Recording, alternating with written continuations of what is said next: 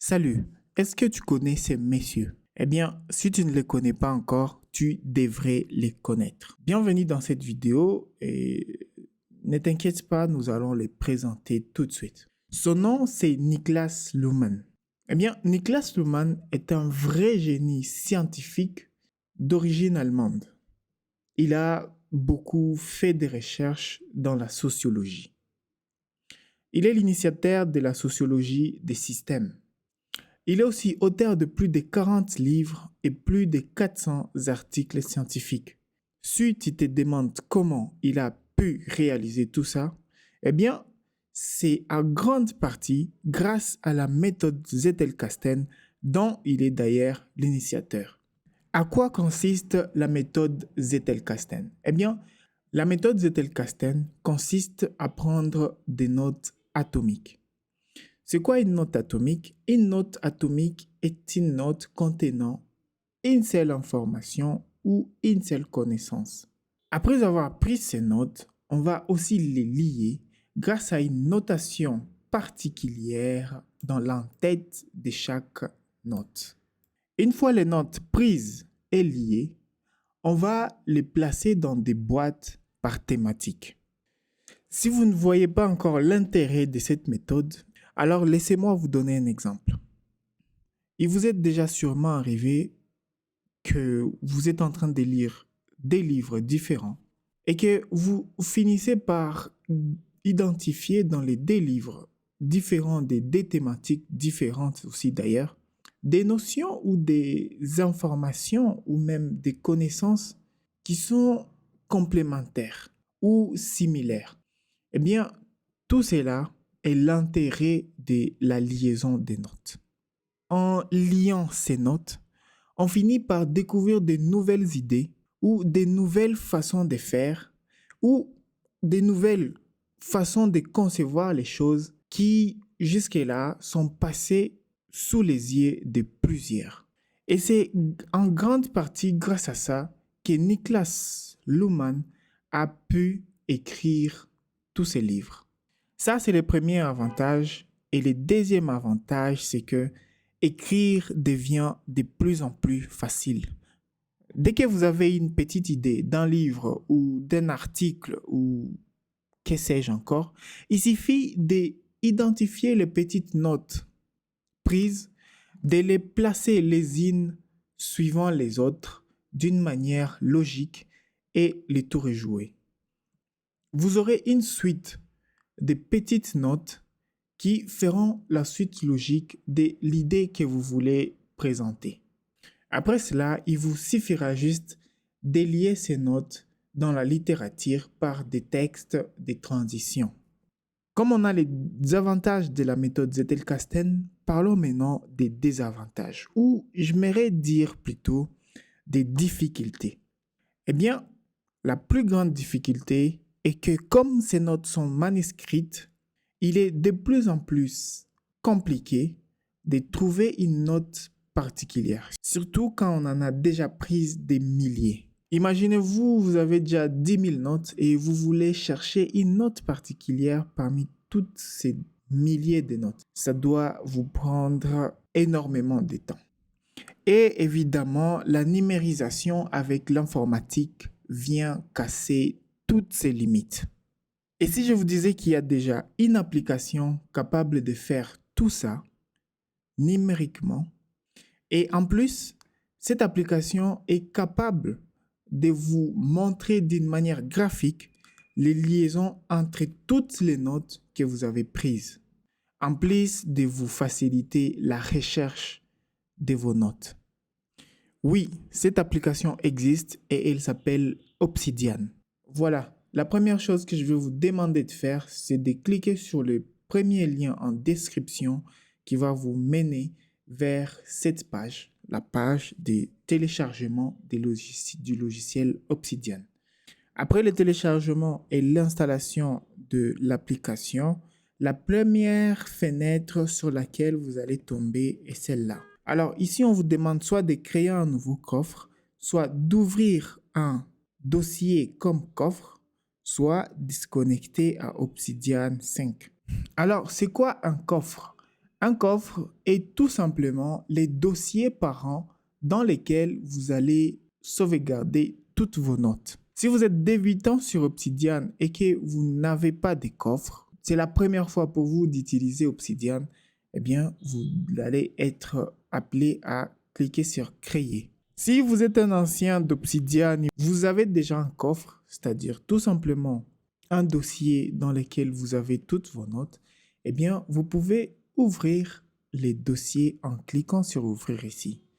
Et si vous avez effectivement, dans les deux cas, vous allez créer les coffres ou soit les dossiers parents directement sur votre ordinateur. Et effectivement, dans les deux cas ici, soit vous créez votre coffre et le coffre sera créé directement sur votre disque dur, soit vous avez déjà un coffre sur votre disque dur et vous l'ouvrez en cliquant sur Ouvrir. Vous avez donc compris que Obsidian va garder toutes vos notes directement sur votre disque dur. Par contre, si vous voulez utiliser Obsidian sur plusieurs appareils, eh bien, il faudra que votre coffre soit sauvegardé sur les clouds. Et effectivement, Obsidian est gratuit, mais si vous voulez les services Obsidian Sync, il va vous être demandé de payer quelque chose.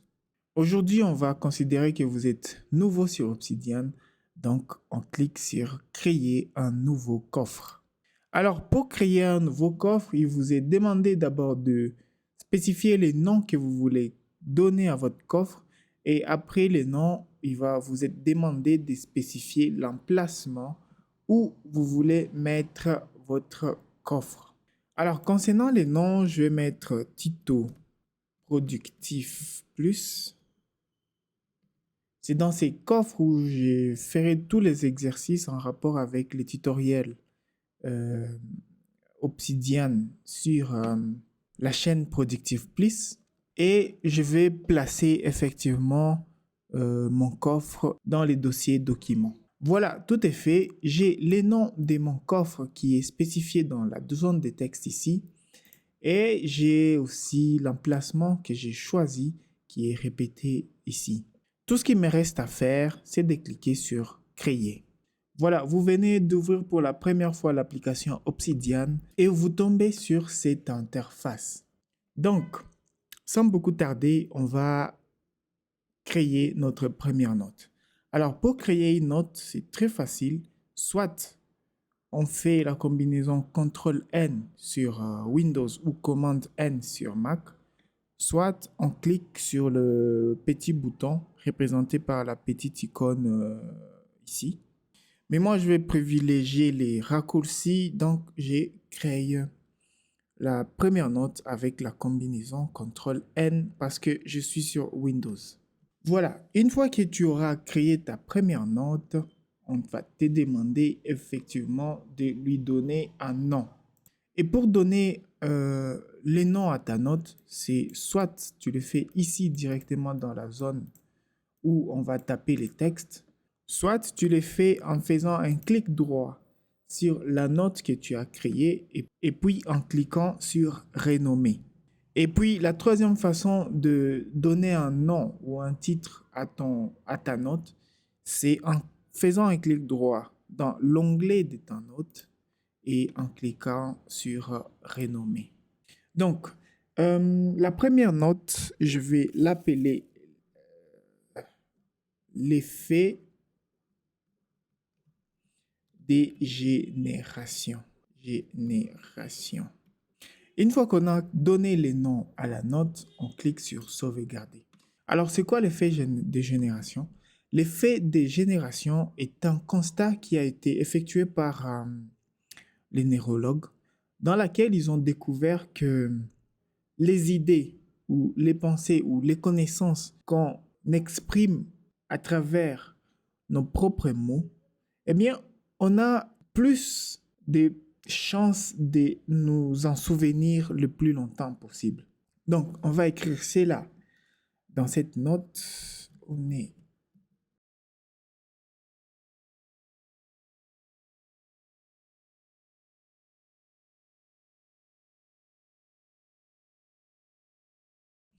Voilà, on vient de créer notre première note et je vais créer une deuxième note, par exemple. On tombe sur une petite pépite, une information importante qui parle de billets de récence. Et je vais renommer cette fois-ci par là les billets de récence. Et c'est quoi les billets de récence? Les billets de récence, c'est aussi un autre constat qui a été effectué par les neurologues. Et les neurologues ont constaté que les gens ont tendance à favoriser les idées, les solutions, les influences, les informations et que sais-je, auxquelles ils ont été exposés le plus récemment. Et c'est là indépendamment de la valeur intrinsèque de l'information, de l'idée, de la solution et consort. C'est-à-dire, on va écrire, on va dire, on est.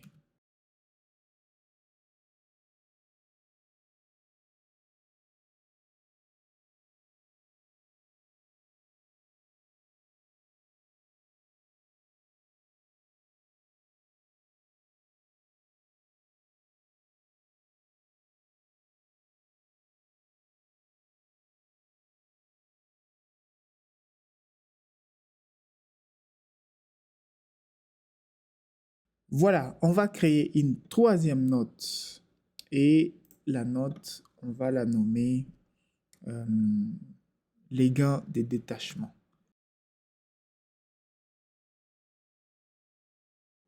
C'est quoi les gains de détachement?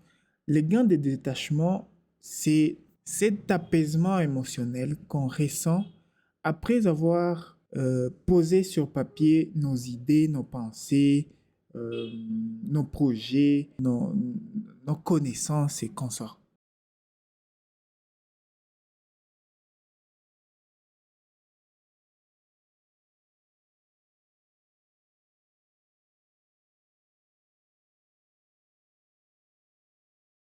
Voilà, on a donc maintenant trois notes et si vous êtes adepte du journaling, vous allez directement constater que ces trois notes sont en liaison directe avec le journaling.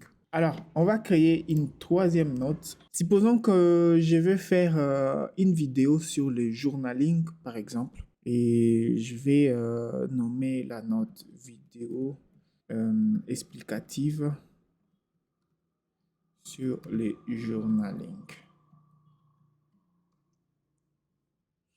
Voilà. Maintenant, je vais commencer avec l'introduction dans ma vidéo et supposons que je vais dire, je vais parler des bienfaits, les avantages du journaling.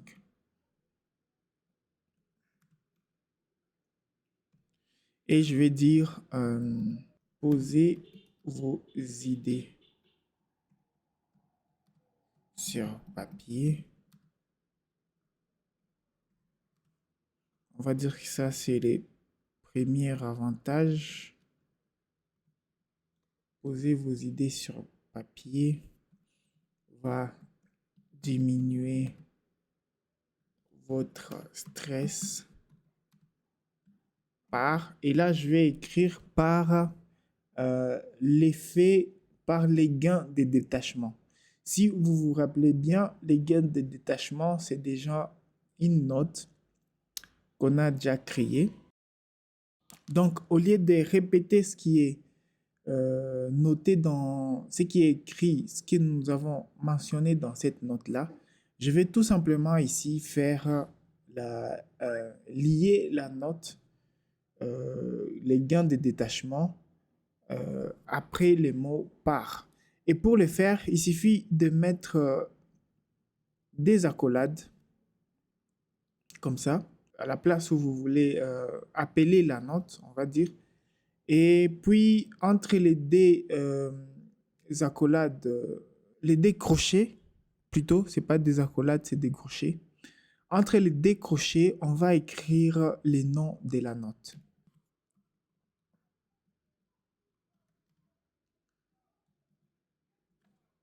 Voilà. Il suffit juste d'écrire le début du nom de la note et vous avez déjà la note qui vous est proposée dans une liste ici.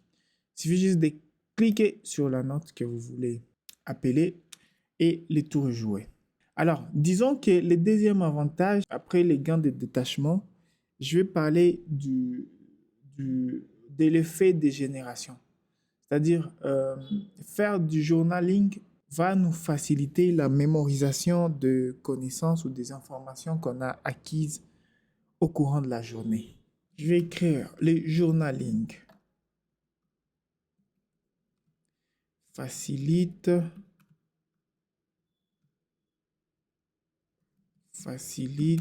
la mémorisation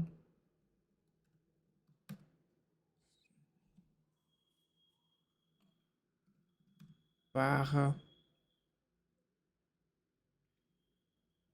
Et là, je vais appeler la note l'effet des générations.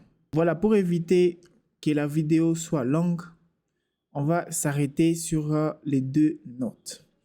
Petite astuce sur les notes, c'est que vous voyez là, on a juste les noms des notes qu'on a appelées, mais on ne sait pas voir les contenus. Pour voir les contenus, la première chose à faire que vous pouvez faire, c'est de cliquer directement sur la note et Obsidian va ouvrir directement la note en question. Par contre, si vous les remarquez bien, en cliquant sur la note les gains de détachement, nous avons la note principale dans laquelle nous avons appelé cette note-ci qui s'est fermée automatiquement. OK? La note principale, c'est la note vidéo explicative sur le journaling.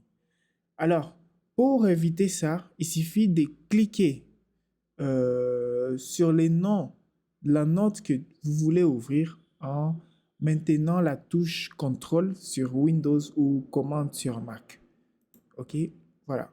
Là, j'ai la note, les gains de détachement qui vient de s'ouvrir tout en laissant ouverte la note vidéo explicative sur le journaling. Si vous voulez avoir ou voir le contenu de la note liée directement dans la note principale, il suffit d'ajouter le petit point d'exclamation avant les crochets, comme ça, et vous avez directement la vue du contenu de la note, les gains de détachement. Voilà, fini pour les notes. La dernière chose qu'on va voir ici, c'est effectivement un des points le plus fort de l'application Obsidian, qui est les graphiques. C'est-à-dire, comme je vous ai dit en introduction, vous pouvez créer des notes, les lier entre elles et effectivement, vous pouvez aussi voir d'une façon graphique les liaisons que vous avez fait entre plusieurs notes. Alors, pour ouvrir la vue graphique, il suffit de cliquer sur le petit bouton ouvrir la vue graphique à gauche ici, ou soit vous pouvez faire commande G sur Mac ou CTRL G sur Windows. Donc, cette fois-ci, je vais cliquer sur le bouton plutôt que de passer par les raccourcis. Et voilà. Nous avons la vue sur les liaisons que nous avons faites ici. OK? Là, nous pouvons voir les nœuds ou le nœud qui représente la note vidéo explicative sur le journaling. Nous avons les nœuds qui représentent l'effet de génération. La note, l'effet de génération. Nous avons aussi les nœuds qui représentent la note, les gains de détachement. Et nous avons la liaison qui est entre ces trois notes-là. Effectivement, nous avons laissé la note, les billets de récence indépendante. Elle n'est liée sur aucune note. Vous pouvez remarquer ici qu'elle est liée à aucune autre note et qu'elle est libre. Voilà. Après, on a les deux autres notes que Obsidian a créées automatiquement à la première ouverture de notre coffre. Voilà, si vous êtes intéressé par Obsidian, n'hésitez pas de vous abonner, d'activer la cloche de notification. Likez aussi la vidéo, c'est important. N'hésitez pas à poser vos questions en commentaire et je me ferai le plaisir de vous répondre.